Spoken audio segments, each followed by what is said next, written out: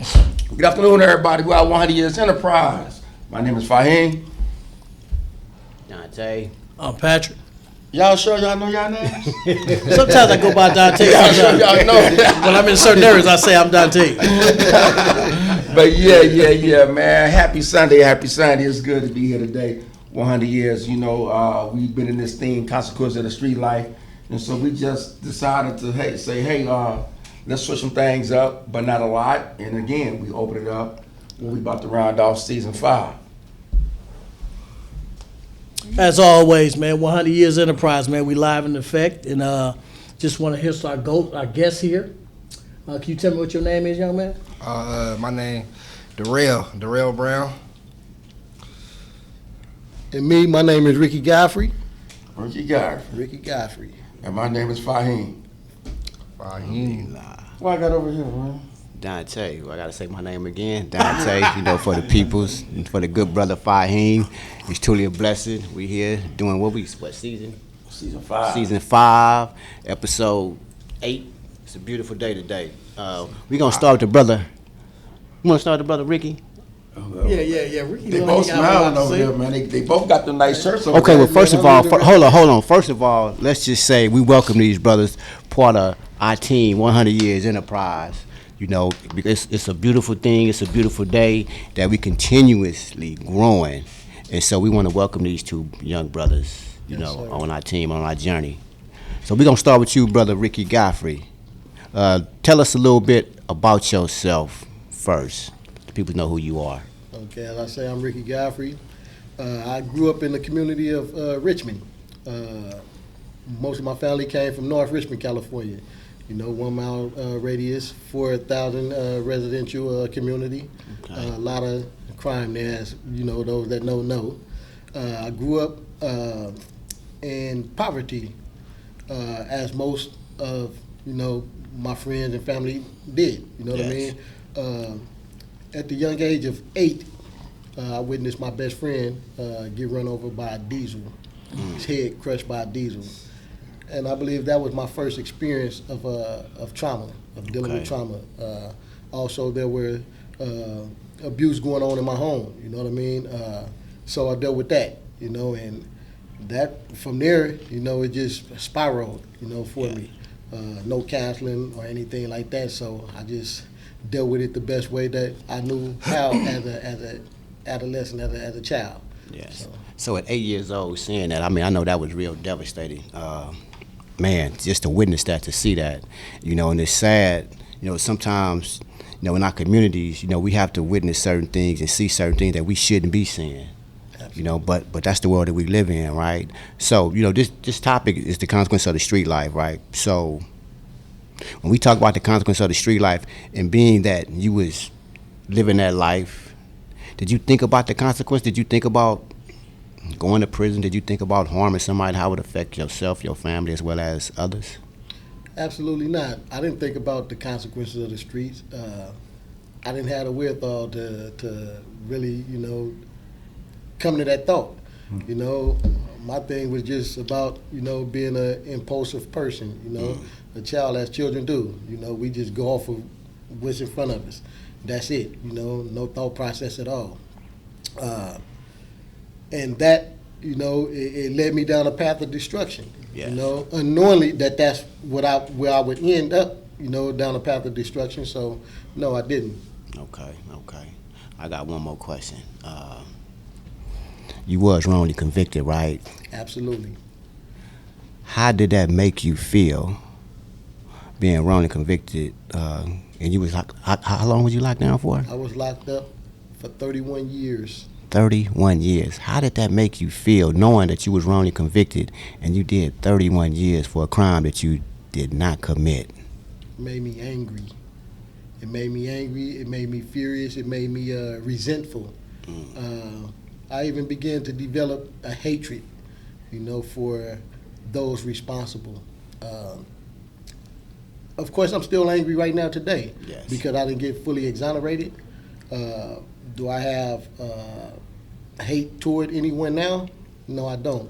I found forgiveness, not only for myself, but for those who was responsible or who played a part in that wrongful conviction. But I just want to say that even though I was wrongfully convicted, I did commit criminal activities aside from that. That's So, interesting. That's you know, interesting. Yes. I believe that everything happens for a reason.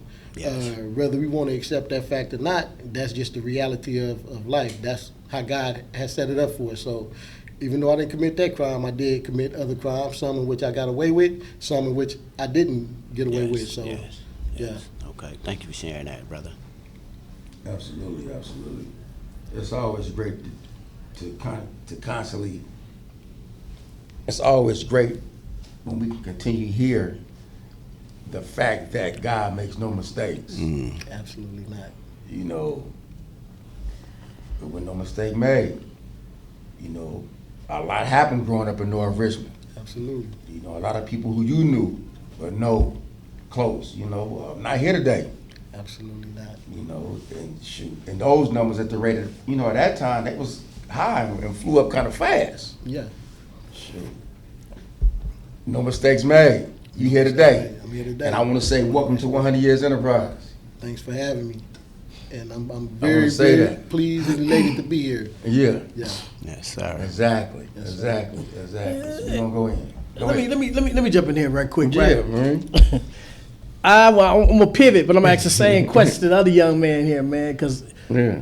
I want him to speak on, you know, who he is, his background, and why he here today in regards to. I know why you're here, but I'm saying in regards to being a part of 100 years and what led you to that. But give us a little bit about yourself. Shit. A little bit about me. Like I said, I'm Darrell. Most of my friends don't even know me by that name for real though. Like I really just started pivoting to get called Darrell.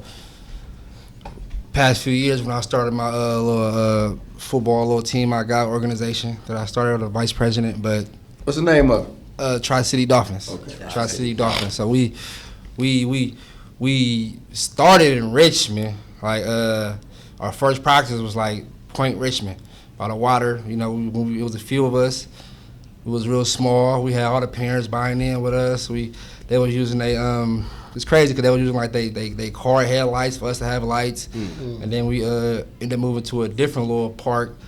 They still didn't have lights though, so we had to leave practice early, have a little fake lights. Then we ended up somehow, by the grace of God, we got locked in with Pinot High School, and then they started showing love to us, letting us use the field, letting us use equipment, letting us use access to a whole lot, film room, weight room, and then I got tied in, and then I started coaching up there. But it's crazy how I came about because, like a little bit about me, I'm from Oakland, so.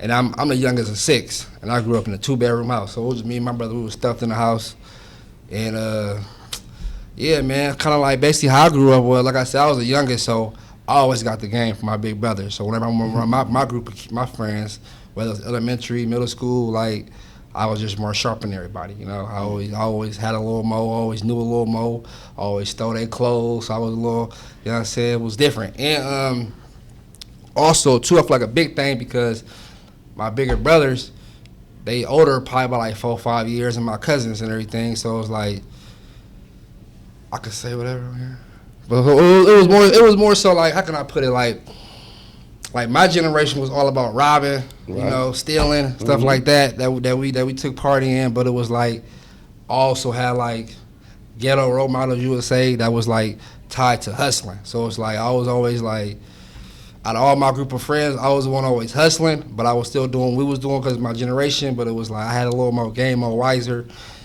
And I ended up catching my first case though in middle school.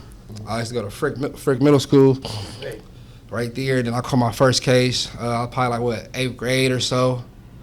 Was on GPS, and then it's crazy because it's crazy how it worked out. Cause man, I wasn't even. So what happened was when I went to jail in middle school, my mama came to visit me in the hall, and she was telling me, she like, the principal was trying to kick me out because he been wanting to kick me out, and all my brothers went there too, so we already had this bad rep and who I was and how I was behaving. So when I went to jail, she was like, it was an easy call. He was like, he can't come back, and it was like towards the end of the school year, it's like April, something like that, close to May, June. So he was like, just let him. And the whole time, as I'm hearing this, because like while I'm in the hall, I'm on some young nigga shit. So I'm like, man, I'm coming home. I'm on GPS. I'm finna go to school. I'm finna see all the girls. They've been saying free me, and I know I'm on GPS, so I got to be outside. So when she told me, she was like, yeah, I want you to go to school. I'm like, be in the house all day? I'm like, wait, I ain't signed up for this. I'm coming home. She like, nah, I won't. But I love my mama. She went to bat for me.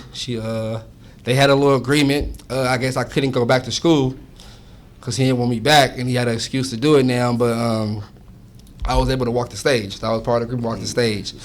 So it was cool. So I was able to have my mama see me walk the stage. My godmama came out. It was a big moment. And fast forward, high school, it was kind of similar, same thing. I caught more cases, group homes, Camp Sweeney, all the above. What I could say, unlike all y'all, not like that, but I am blessed that I never got a chance to go to the penitentiary. Right. But I caught even numerous cases in Santa Rita, out here in Richmond County, Fresno County, San Jose, Santa Clara County, but I just been getting blessed because I always get county time, you know what I'm saying? But it's like all my cases be, I don't know what, I feel like I'm blessed. I just feel like I'm blessed. I can't call it. I don't know what it is because I got regular cases, robbery, whether if it's guns, whether if it's whatever it was, but I never have to test. I never touched it. So I'm blessed to say that, you know what I'm saying? And like I said, it was, and a good reason why I got some good in me because, you are what your environment are, et cetera, but I did have a great mom. She was always there for me, always trying to fight. She a little crazy herself, but she always fought for me, you know what I'm saying? Because she ended up leaving, my mama left and moved out of state when I got to the 9th grade. No, at the end of my 8th grade year, after she did what she did to get me to graduate, she left. So then she left the house on 73rd to my brothers. And they damn near 18 now, just graduated, 18, 19. I'm a young buck, I'm 14, finna start high school. And it was a little rift because she was I couldn't stay at the house in the hood with my brothers. But I had to move in with my pops. My pops, they ended up separating sometime when I was in middle school, 6th grade or so. They were still cool, but we separated. So she told me I had to move with him in Hayward. So I'm always still leaving school, going back to the hood because it's my hood, and my brother's there. It's like a little fake trap house. We chilling, everything cool. Just keeping me off the streets, but still around my peoples and everything. And it was good. And while I'm in Hayward, crazy story, a police, similar to you, but it was a police officer. He lied on me about something. I went to jail at going to Hayward, police lying, because it was a situation that happened. Then I started singing a song. And then, y'all know the song Lil Boosie, Fuck the Police. So I'm singing a song after I got sent to the office by him for whatever weird reason. And then part of the song, the part he was saying he was talking about Lavelle Mixon.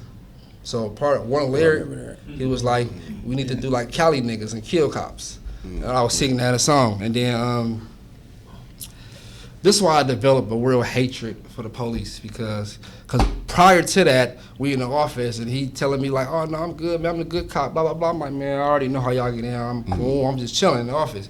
I'm like, can I go back to class? I'm here for no reason because he was just picking on me for whatever reason, which I get because it'd be like that. But then after so long, he matter of fact, you did say something about killing the cop, huh? And I'm brushing it off. I'm like, whatever, I was singing a song. And then it's my each grade got their own little separate principal, 9th grade, 10th grade, 11th grade. So I'm in the 10th grade, my little 10th grade principal, he in the office, is him and the cop and me. And then I'm like, man, Dolo, bro, and this what killed it, because and remind you, the principal for my thing, we had a little relationship, not really, because he a principal teacher, but it was I used to come, we used to chop it up, talk, because I came to school late in the 10th grade because I was out of jail from another case. So I started, when I went to Hayward, I started that class late because I just got out of juvenile hall for another little case with drugs and everything. So I'm starting late, so then the principal was kind of cool. I seen some of my old school friends there and everything, so it was cool. I'm like, okay, because first I didn't want to go to Hayward. I'm like, Hayward, no, some white people, Mexicans, and I go there, I see all my homies that I used to go to school with, from elementary, from middle school in Oakland. I'm like, that's where y'all been at this whole time. So I didn't see y'all, everybody moving to Hayward, huh? Right. So I was out there, but then fast forward, like I said, with that situation, the principal, he turned his head, I ain't hear you sing no song. I'm like, what? So as soon as he said that, the officer was like, yup, stand up. Put your hands behind your back. And I'm like, bro, I ain't go back to class? He no, you going to jail for, he said, threatening a police officer. I'm like, whoa. I'm thinking it's a joke the whole time. Not a joke, but how serious can you? I ain't, man, come on, man. I'm singing a song, you know that, and you picking on me to be in the class, to be in the office anyway. So fast forward, he take me to the police station. I'm in a cell. I'm hearing the officer talking to a whole nother officer, and then the officer like, did this kid really threaten you? I'm hearing him, and he like, nah, he didn't really threaten me. I just have to get him off the streets. You know, him and his friends be doing so much in school and this and that and cutting class, smoking, blah, blah, blah. So I'm like, wow. So I'm still thinking like it's real, but like how much time I'm finna get threatening a police officer? You know, it ain't really any lying. Go back to court. They brought all my other cases and everything. So the judge, he sent me to a whole nother group home type, like for months for this. I'm like, damn, for this? Oh, so I had to miss out again in school. And so it's like I missed a whole lot of school. And then I finally get out. And then I got out for like a little bit. Then I have to go to another group home because my other one was shutting down. So they have to do that program. That was the Camp Sweeney. Then I'm on a home pass, called another case. And I was just back and forth. But this what I could say, it worked out. Because where I was at in life, I was on some like, I'm diving in the streets. Just I ain't worried about nothing else. I got moms in my ear, but it's like I'm around this, I'm getting money with my brothers, with the homies. And I already told myself, I'm like, fuck school. This ain't for me. I can't do it. I'm too distracted. It was just too easy to do other things. Especially out there, it was just there, and it was like it's been doing enough for me. So I was always and this matter of fact, this is the reason why I said fuck school. Because right before I went to jail with the police officer at my school, I'm checking in with the Dolowich guy, my 10th grade principal. That's why we was cool. I'm checking in with him. I'm like, man, because I knew I wasn't coming to class. I knew I wasn't doing work. I never carried a backpack. I was a kid that never carried a backpack. Even in 9th grade when I was going to tech, went to Hayward. I carried a notebook, and then that's about it. And then I barely right in there. So it was school work for me. So, but at the same time, I ain't no dummy. You know what I'm saying? And I wanted to be something, do something. So I was checking in. I'm telling the principal, I'm like, I know my grades ain't there. I know that. So send me to the continuation school because they got programs where like if you fell behind, you can go to continuation school, get your credits up, graduate. Because I always wanted to make mine proud, graduate. But I'm like, I can't do it this route. So I was doing my due diligence, trying to check in, do that. And then the principal dude, he kept saying like, no, you good, bro. You good. Your grades say this and that. I'm like, bro, I ain't even near half the time. Stop lying, bro. I know my grades ain't good. He's like, nah. So I swear to God, I came at least like 3-4 times in his office trying to like, come on, man, what can we do? Get me to the school. Get me to that school. He's like, no, you good. Crazy. Out the blue, I didn't even know. Why my mom and my dad come to the school, they call me to the office. All my teachers there, he there. He like, yeah, there's nothing we can do for him. He got to repeat the 10th grade, blah, blah, blah. I'm like, bro, what you mean? I've been trying to come to you and try to prevent this situation, and you telling me I'm good. You sneak this me and tell me it's over for me. So at that moment, I was like, yeah, fuck school. I was really like, fuck school, but I wanted to like finish. But I'm like, you a whole nigga, bro. I'm see my life. That was a straw. I'm like, bro, all right, fuck this shit. And then my mom always bring it up. Like the next day or two, that's the situation happened. At the school, I went to jail and everything. So I went to jail, went to camp, went to group homes, back and forth. So like for the next 2-3 years, I was just back and forth in the system. Like I said, I went down, then the group homes finished shut down. I had to go to another thing, and then I did that program. Then as I'm like 3 weeks, I did like 7, 8, 9 months, 3 weeks from my release, called another little fake case that was going on. That's somebody lied on me about again.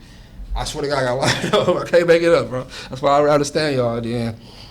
But because of all that, jail is kind of like a continuation school when it comes to credits. You get credits, you get to graduate. So, and unlike most people that I was around, that was in my group homes and campuses and everything, they all got GEDs. So since I was there for so long, for like 2.5, 3 years, I had enough credits and I got a diploma.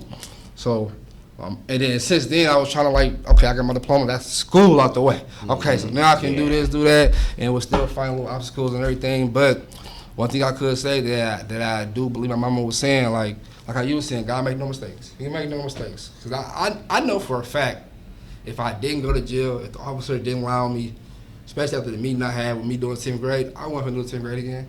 I ain't gonna do 11th, 12th grade. So I ain't gonna do 10th again, especially with me trying to pass. Not trying to pass, but trying to get around it to pass. And you pull this fake shit and call them secret meeting and tell me it's over. I'm like, oh yeah.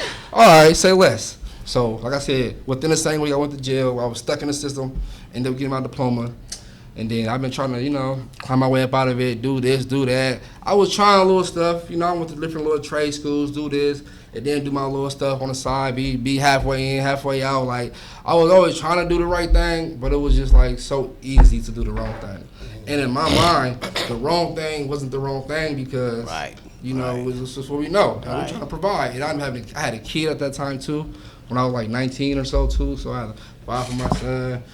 Trying to switch it up, do little stuff, and fast forward though, I'm here now. Like I said, I found my why in a way. Well, not in a way. I really found my why dealing with these youngsters, pouring to them. After I started the football thing, and I wasn't even trying to do that.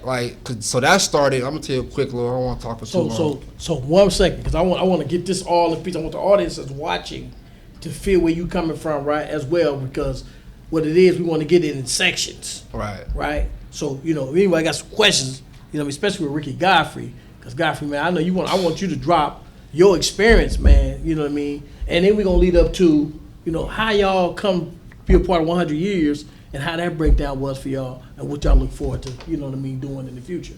So I want to talk about all that because it's great to hear about our stories and everything that we did in life. We want the audience to feel everything that you're doing right now in your past and in your present. You know what I mean? Right. So, I want to say this to the young brother, Darrell, real quick. At what point in your life that you felt that I need to change my behavior so I won't be getting caught up? Well, I ain't gonna lie. I always felt that. You know what I'm saying? Like I said, when you got like a mom in your ear, you always feel it. So it's like it was always there. I just didn't really. But I ain't gonna lie. The time it clicked the most, but it was still, like I said, I always been.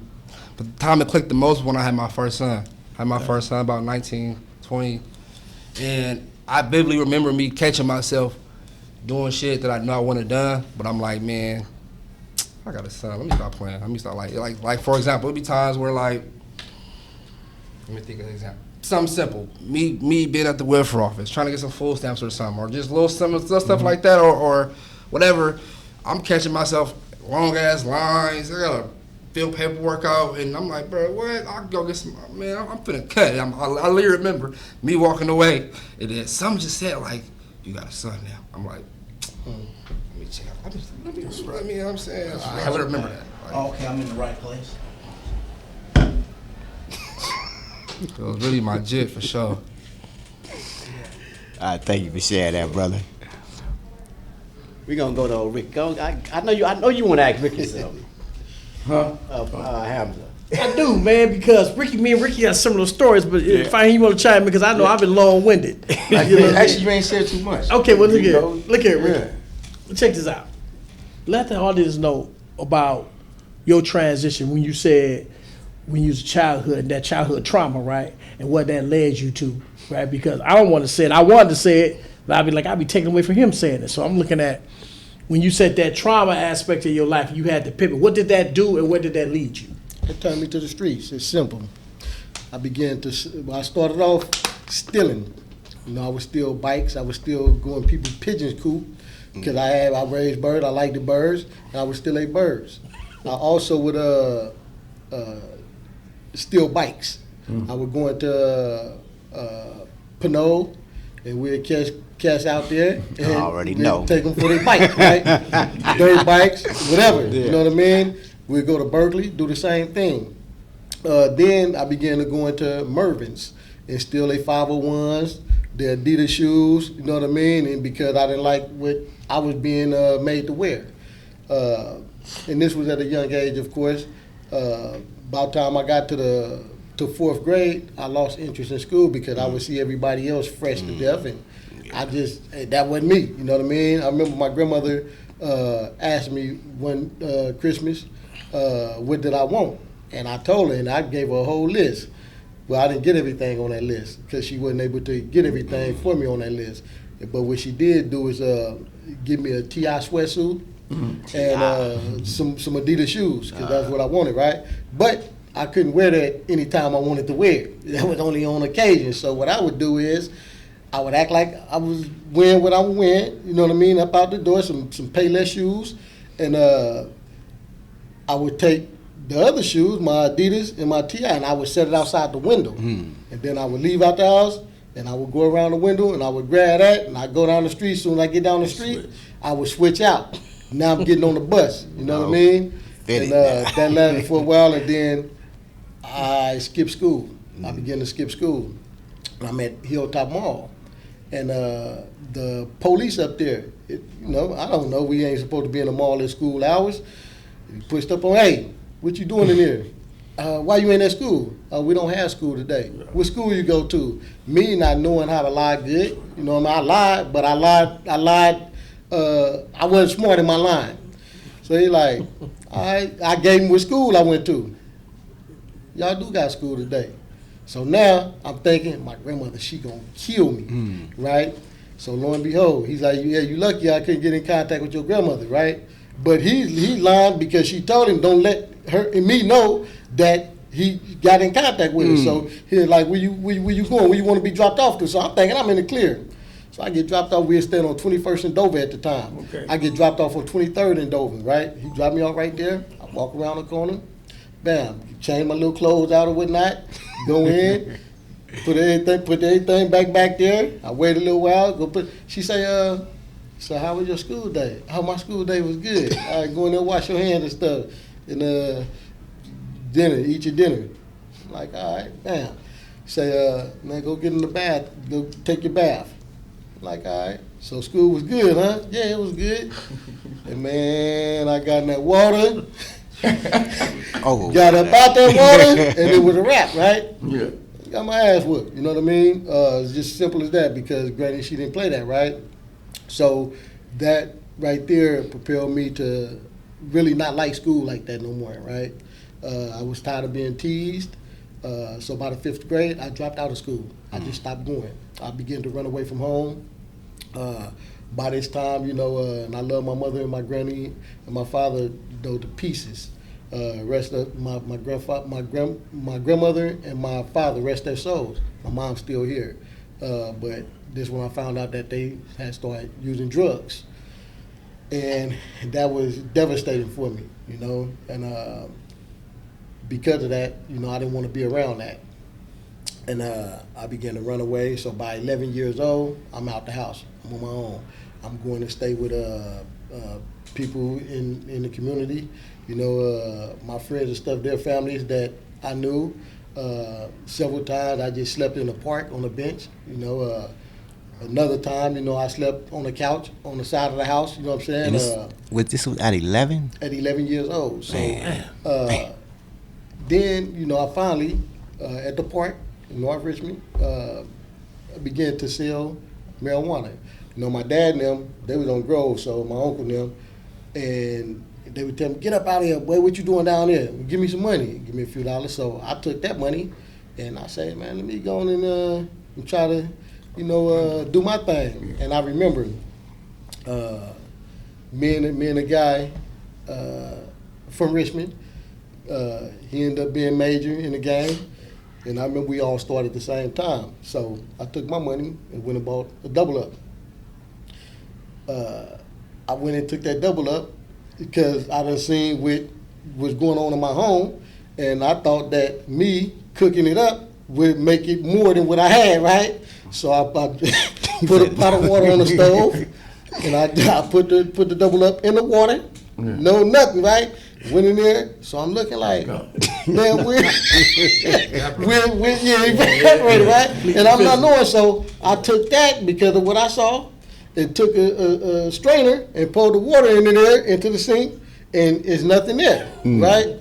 So I'm like, dang, right? So I'm like, yeah, I don't want to be in this gang right here, right? So I began to sell weed, and that was the turn of events. I said, okay, I'm selling weed, so now I need something to protect myself from the jackers, from the robbers. And me and another fellow, we was clicked up and said, hey man, we need a pistol. and we got us a pistol. It was a 25 automatic with the pearl handle. Got a pistol, and one day out there, I'm supposed to be at school, but by now I'm not going to school, and it's in the morning time, and we taking turns on the cell. So the police, Dash and Enos, y'all remember them? Yeah. They hit the corner, and me, I'm not knowing, you know what I mean? I just made the cell, and then they come boom, boom. By the time I realized they was up on me, I tried to run. You know, Dash and Enos was fast. He jumped out the car, snatched me up, slammed me on top of the hot police car, got the screaming obscenities to me, and it scared me. But it didn't scare me enough for me to say, you know, I quit, right? Yeah. What scared me was the fact that I was caught, and they went in my pocket, pulled the money out that I just made from the cell, pulled the weed out that I had on my possession still, and then put me in the back of the police car and drove me around the neighborhood. North Richmond, drove me around the neighborhood trying to catch other people, right? Till they finally took me to juvenile hall. Who was the first person I called? The person that always told me to stay out the streets, my granny. Called her. She let me sit for a second. Till finally, you know, I went to court and they released me to her custody. I told her I wouldn't do it again. And once I got out, I was back at it again. Back in the streets. So that began to happen, you know, more sporadically. And I'm just deep in it now. Can't nobody tell me anything, right? So I went from that to selling rocks again, selling drugs again. And about time I turned 15, had my own old lady. We had our own place and everything, so I'm doing fairly well. Then by the time 18 come, July the 13th, 1992, 18 years old, we riding around selling drugs. And we encountered the victim. His name is Harvey Norfleet. And I don't know him, never did no personal business with him, but I guess a debt was owed. And that was the whole purpose of our vehicle stopping to engage with this person. And he ended up losing his life. And that's how I ended up in prison as a result of that, right? At first I lied, I don't know what you're talking about, I wasn't there, you know, but not knowing that they done already said that I was there. With people put me there, not knowing that my fingerprints on the car that I'm in, that we're riding in, was there. I'm like, I ain't never been in that car. Again, I'm young, diminished culpability. I don't know how the police get down in terms of the investigation that they're doing. To know, oh, we know you was there. They just don't know that I didn't commit this crime. Right? So once I realized that, hey, there's nowhere to say that you wasn't there. You can lie, you know, but they already know you was in this car, right? So that went on for a good little minute, and then I had to face the reality. Like, Let me ask you a question. Yes, This sir. in regards to what you're saying, what both of y'all saying, but in regards to the work what we do, right? Yes, Listen to each other. yes, What do y'all tell each other as y'all mentors now? You heard his story. But for the audience to understand why you do the work what you do, how do y'all relate to both? Because I relate to what y'all saying is my life. because we share the same life. We share the same lifestyle. You know what I mean? We come from the same cloth. We come from the bottom. You know what I mean? And having been there, it's no other way then to go but upwards, right? I remember the first time that I made the decision that I would be doing this type of work. I was in prison. I was in my 30s. That's when I realized that I needed to change. It took me all the way to there. That's when I realized that I needed help. That's when I realized that I had a problem. That's when I realized that I needed to seek counseling, you know, therapy, to deal with the things that I had been going through in my life that had never been addressed. That's when I realized the meaning of trauma on top of trauma, on top of trauma, on top of unresolved trauma. That's when I began to realize that. And at that point, I began to say to myself, you know what? You have to change, man. This is not who you is. This is not who you was born to be. So I began to do mentorship to the youth in there. You know what I mean? They coming in rapping. I'm like, dang, I remember that was me. You know, I remember me going through similar things that they're going through. So I became a coordinator. You know, a facilitator first and then a coordinator for a program called Lifeline, for the youth offender program, the YOP. And I would have these conversations as a group collectively as well as individually, you know. And what I realized is, and I get back to our similarities, is that everyone in here went through the exact same thing, right? Just in different communities, right? But we all have a connection, and that connection came from trauma. And the reason I asked that question, not to cut you off, because I want both of y'all to do it for the sake of time, and that's what makes 100 years. Absolutely. But what we all do. Absolutely. Right. And we tied into work and everything, so Absolutely. people, because it's always good for us to understand the inside of it. Absolutely. But now, after we get to that insight of it, let's understand what's really happening. Absolutely. And how everybody identify what y'all doing. Because he told us he's an OG. Yeah. Because he made it. Exactly. So Because how you he become an OG at 30? Man, just trials and tribulations, life, you Come know. on. And I feel like Come on.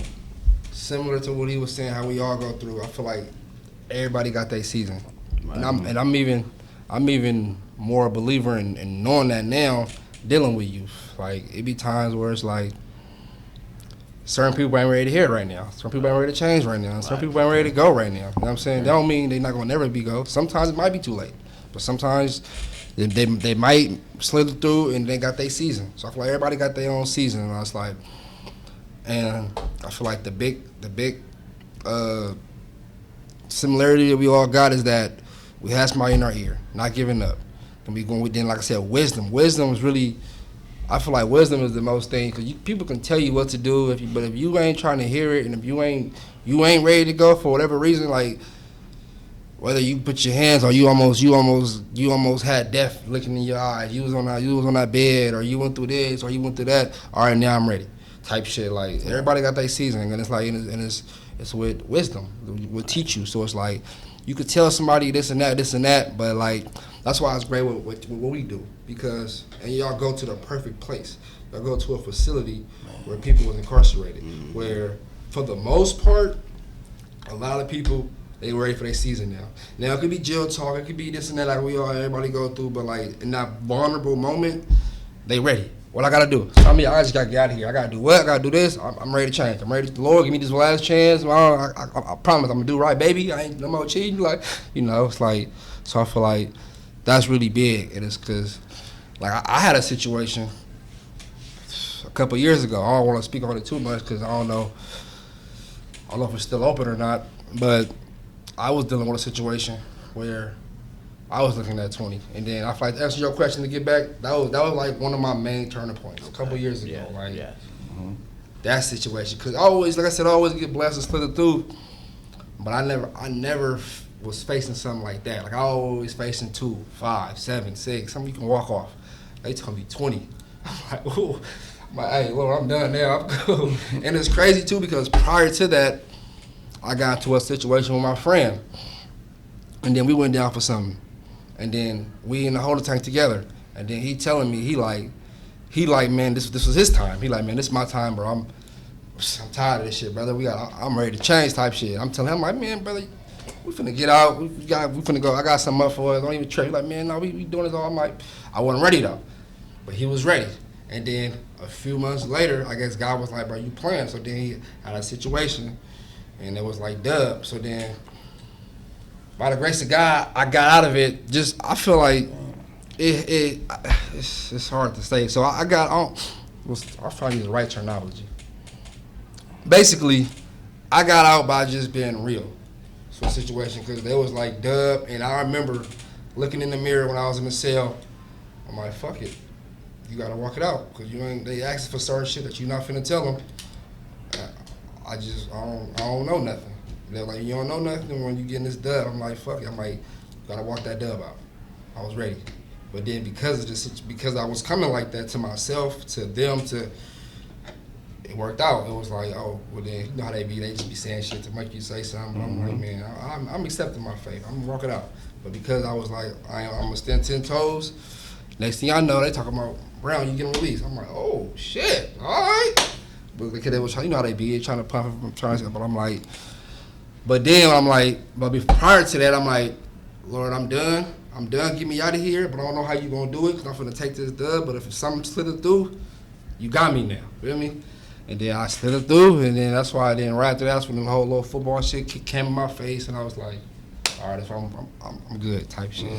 Let me say this to both of you brothers, right? Because I mean, it's been said earlier. You know, God don't make mistakes, right? And we all have similarities, you know, in the streets. Some a little different, you know, than others. I didn't have to be in the streets. Well, I chose to be in the streets. But I want to say this to both of you brothers, is that everything that happens to us is a reason. You know, it's a reason. And sometimes when God throw things out there, we don't tend to recognize it or pick it up and run with it because we be so blind, you know, in the criminal activities and the things that's in the streets that's out there that we think is cool because everybody else doing it. We start normalizing this behavior, right? But it was necessary for y'all to go through what y'all went through. It was necessary for all of us because guess what? And I know both of y'all can agree to this. If y'all wouldn't have went through what y'all went through growing up, wouldn't be here today doing the work that you're doing. Right. You know, it's a sad situation, you know, especially in our community, especially the black community. You know, it's sad that we have to go through different things and see different things, and some of us don't make it. Absolutely. You know, so it's a blessing. Yeah. It's a blessing in disguise. Absolutely. And if we don't recognize it, then guess what? We don't. You know, I just want to commend both of you brothers. Absolutely. I wanna, since y'all said all what y'all said, right? Now I want to talk about what led you guys to come and join us in 100 years. 'Cause we all have a similar walk. I need to hear that, right? Because that allowed me to understand my purpose too. Because I gained my purpose from others. Yeah, we understand where we come from, right, and what we want to do. But when you are erected through other people in regards to the work you do and it's being embraced, and that's a great thing. Absolutely. You know what I mean? So I want you to chime in on that. So for me, I remember an attorney that I'm friends with. She say, "Hey Ricky, I have an organization that I think that you should, reach out to." And she sent me the information, and I didn't know that it was you guys, even though I know you guys, right? And it said 100-year enterprise. So I'm like, let me see what they're about. She didn't give me, any detail as to what the organization was about. She just said, this is a good organization for you to reach out to. Right. So when I looked it up and I seen who it was and I seen the type of work that was being done, I said, this is where I need to be. And the reason why is because it aligned with my morality, it aligned with my integrity. I don't associate myself with anything that don't align with that, with the route that I'm going, right? So it was a perfect fit for me, considering that I was doing mentorship work while I was inside. So that's how I came to be introduced to 100 Years, and I reached out to you guys. We did the vetting process, and and from there, this is where I am. You know what I mean? And I wouldn't change it for anything in the world. I like the work that we're doing. In fact, I love the work that we're doing because it's not only, we're not doing just by word, we're doing by action, right? And anyone that's watching us, they know that it's not for pretend. Right. Exactly. You know what I mean? They know that it's not for pretend. When I tell people, hey man, I holler at you in a minute, I have to go to a meeting or I have to be on a Zoom, and they like, man, you really for real, huh? Yeah, I'm for real. This ain't for pretend. You know what I mean? So that's my purpose. I know what my purpose is. My purpose is here, right here. All right. Yes, sir. Thank you. I feel like for me, it was perfect timing. Like I said, everybody had a season. So, like I was saying, that situation I had a few years ago, that moment had me open-minded. So then, about a year or so later, that's when I ended up going to the, because it came with my son for the football thing. I was just here for my son. I wasn't trying to start nothing. And then one thing led to another. Me and my boys, we got together, we did our own thing. So then I was already locked in with mentorship like you. So I was already kind of doing it, but it was like I was doing it, but I wasn't doing it like this. But I was doing it like this. It was through football, but it's the same vehicle. You just when I'm saying mentoring, talking to kids, telling them, giving them game, how we say, it was all the same shit. So then. And then my boy who was on my team, his son, then he wanted me to be coach basketball with him. He like, man, coach the kids with me, blah, blah, blah, blah, blah. So then we started doing that. At Rips and Pal, I ran to Phi. And then my boy who put me on with it, they good friends. And then he telling me about him, all about him and everything. Like, that's my boy, man. He just came home from Richmond, blah, blah. And I'm like, okay, he seem like a real nigga. I see, bro. You know what I'm saying? Then we start chopping it up because then what it was Phi, he came with the shirts and everything. And passed them out to all our players. So we got like, 8, 9, 10, 11, 12 year olds, you know what I'm saying? My kids and my brothers and all, we was all doing it together. And then I'm picking his brain. I'm like, okay, so what's this? Because like I said, at this time, my attendance is like on this hype now. You know what I'm saying? I'm kind of latched on this. I'm like, I'm already doing it, and I'm trying to get back in my own way and change my ways and prevent what I got going on to somebody else. You know what I'm saying? Like, thank God for me that I have to just hear 20. I had to do 20 and then be like, all right, let me change. And then I heard it, and it was like, I'm at the end of my road too. This time I'm like 27, 20. I really gotta stop. I was saying, then I heard Dub. I'm like, what, like 50? Oh yeah, I'm done. Right. So then fast forward a couple months, I ran into him. So I'm like, okay, I'm ready. What you got on? And he telling me the whole little spiel. I'm like, that sound like some real shit. I'm like, well, I'm trying to be a part of what I gotta do. And then he gave me his card, and then I'm telling him about like, yeah, I got the team and this and that. And he telling me like, I'm gonna file capital hunting with me. He was being real. He like, man, I got you. I'm telling him, man, we finna have our banquet with the kids. We kind of short on funds because parents ain't, you know how parents is. We putting our community on. Everybody can't pay, so everybody can't do it. We sponsoring kids. I'm going on my way picking this kid up from North Richmond, and then coming to Berkeley and this. Like I'm just for the kid. I'm trying to, you know what I'm saying? Right. And then I'm hollering at Fi like, man, what y'all need? First day I met him, I got you. What's your cash app? I got you. He sent me. I'm like, oh yeah, bro, real. I'm locking with bro. I'm like, okay, so now I know you really for the, like you say you for the people. I can smell it. I know that, but like you even coming with an offering to me to come in to my organization. I got nothing to do with you. I'm like, you got my back. I got your back. You know how we raised. We built on real shit. So I'm like, I fuck with bro. You know what I'm saying? I just want to add something to what you said, man. I'm so elated. I just met you, right, in regards to just hearing you speak like that, right? So elated as far as our organization have young blood like you, right? Because you the future. For sure. Exactly. And that's what this is about. Right. You know, it's so touching to see you here, right? Because you're going to be a beacon for a lot of young men that need a way out. Just something that's good. Right. You got to have a plan. Gotcha. We dig that. But it's just good to know and see it, you know what I mean, that I feel that I'm doing something that's purpose-driven. Right, that's what I love. Appreciate That's you, what I man. love. I got my purpose, got my why, got my Yeah. reason. Yeah. Like I said, it's perfect timing. Because if I would have met Faheed a few years ago, we probably wouldn't even talk. But if we did, he probably would have said something. I wouldn't have been on that top of time. But I was. So it was like, I wasn't looking for something like that, but I was looking for something like that because I was already in something like that. I'm already mentoring, talking to kids, so it fit right in on a bigger scale. Like, What's up, I'm man? okay, it's I cool, can man. dig it. I'll make no mistakes. Connections. Yeah. Y'all got a quick question. I got 1,000 questions, but I'm trying to see.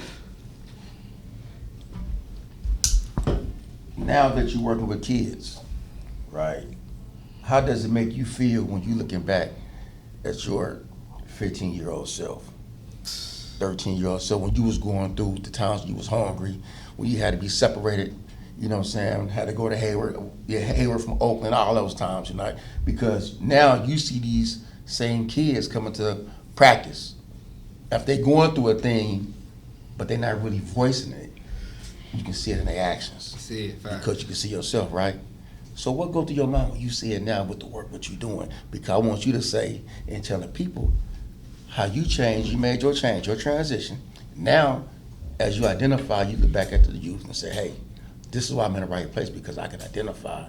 Let's go back and get these babies who we are.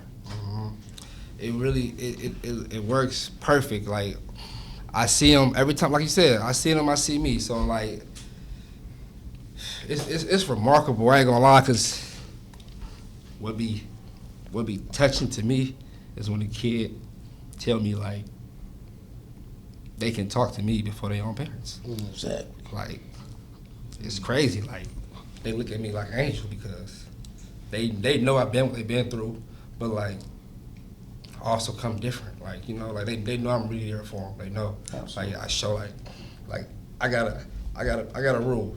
Whenever a kid in my car coming from practice or coming from wherever, I never take them home hungry.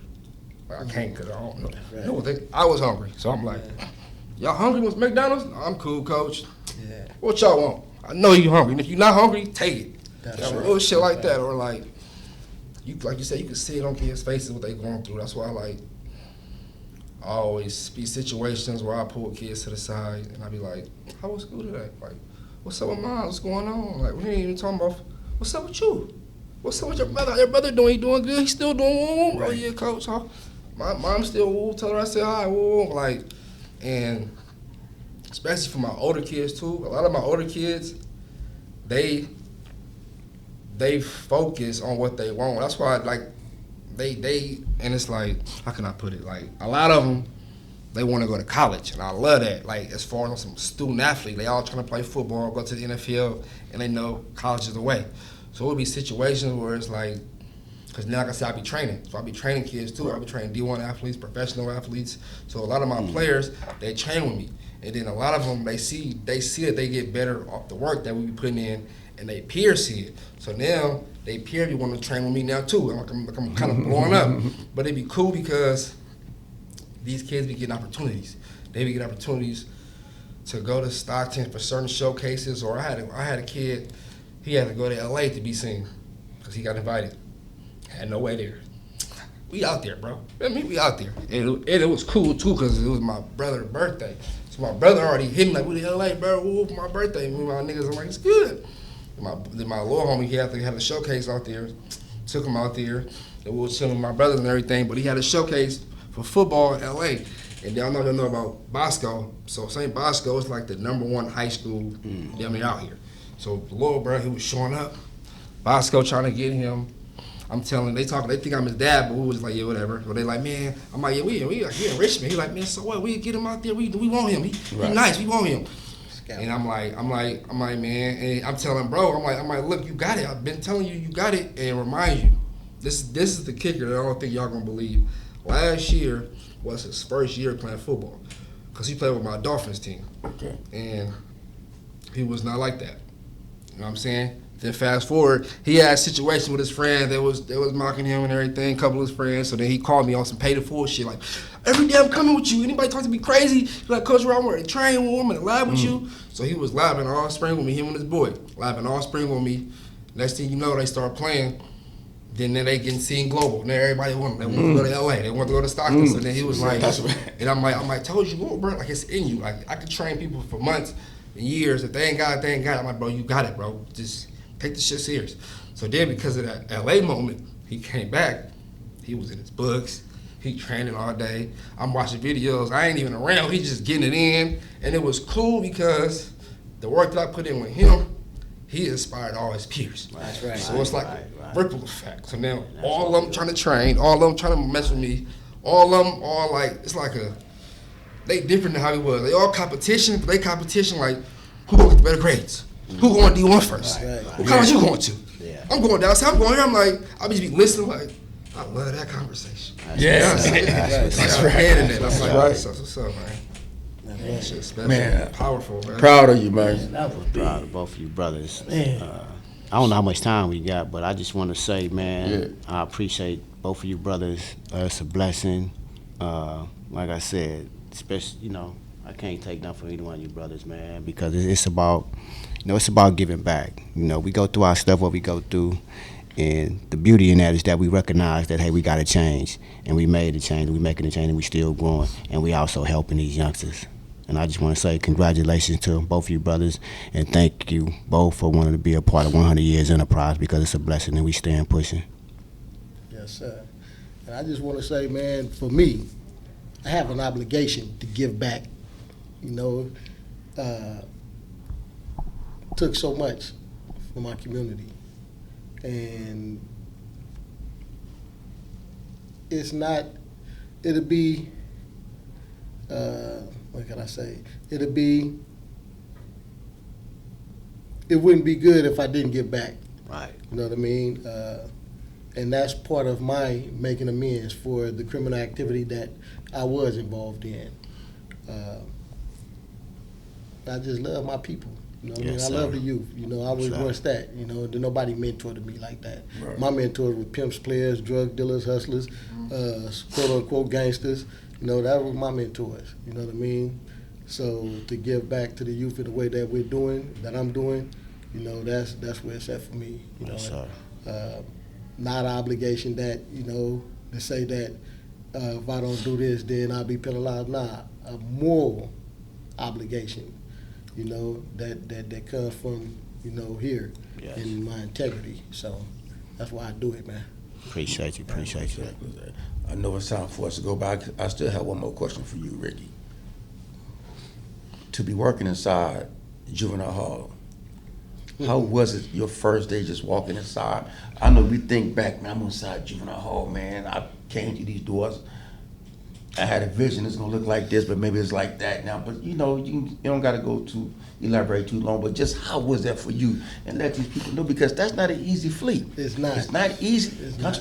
You know? Yeah, it's not. That ain't easy to do. You have to be trusted to get in there. Absolutely. It definitely was a vetting process, and the process was long.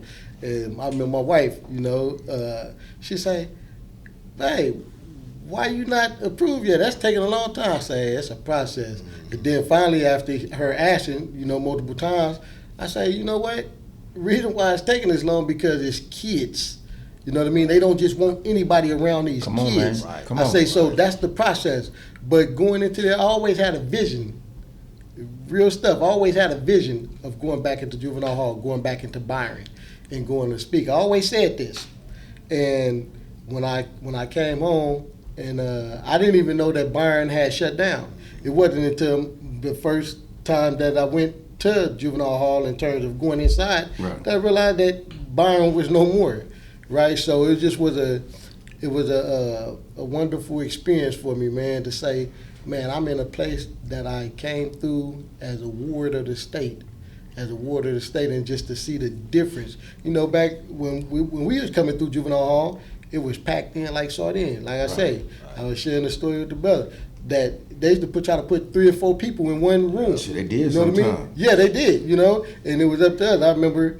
They tried to put somebody in the room, and I, you know, choked them out like, "Nah, you can't be up in here. It's 2 is the crowd, 3, Right. no, that's too much, right?" So to see how it is now, it's not like that, and all of the units, you know, is not filled up. Actually, more units is closed than open, right?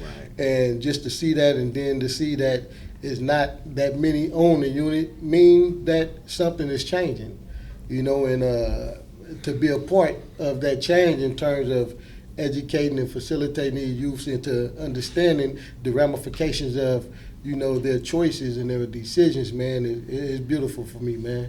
And like I said, I wouldn't trade it for anything in the world, man. And, you know, and again, once we go into juvenile hall, they flock to us. They all know our name, you know, they don't forget. And right. You can't be fake with them, you know what I mean? You got to go in there and be real, because if you anything other than that, they going to point that out to you. Absolutely. Nah, OG, you know what I mean? Your time has come, you know what I mean? Get up out of here. When they say, "Oh, y'all washed up." Yeah, Washed yeah, up. yeah, Hold yeah, on, yeah. you know what I'm saying? For the one that, you know, that's not there, but it was wonderful, man. And every time I go in there, walk through them doors, man, it's like, man, this is it right here. You know what I We mean? appreciate that. Yeah. We appreciate that. Yeah, thank you. Thank Yes, you for sir. that. Appreciate it. Yeah, so it's time for us to close out, man. And again, thank you all. Your time coming. So you ready? You coming to them doors? Yeah. Let me say this, man, before I get off of this mic. I want to give salute to my beautiful wife who came in with me. She didn't want to come in there. I told her to come in there and record. All right, She shout said, out. "This is just all men in there. I don't want to be in there." But she's out there, Nisha. She's out there here to support. So I just wanted to say that. Yeah, you know, before we close, I'm gonna give a shout to Gabe, G26 Productions behind the camera. Good And you know, like, share, subscribe to our YouTube channel. We're on Spotify, we're on Anchor, becoming an Anchor, but we're on Apple Podcasts also. And go to YouTube, like, share, subscribe, Instagram 100 Years DOP, Facebook And again, we on YouTube. We are 100 Years Enterprise. My name is Fahim. I tell you. Patrick. And our guests, and thank you all for being here, and we out.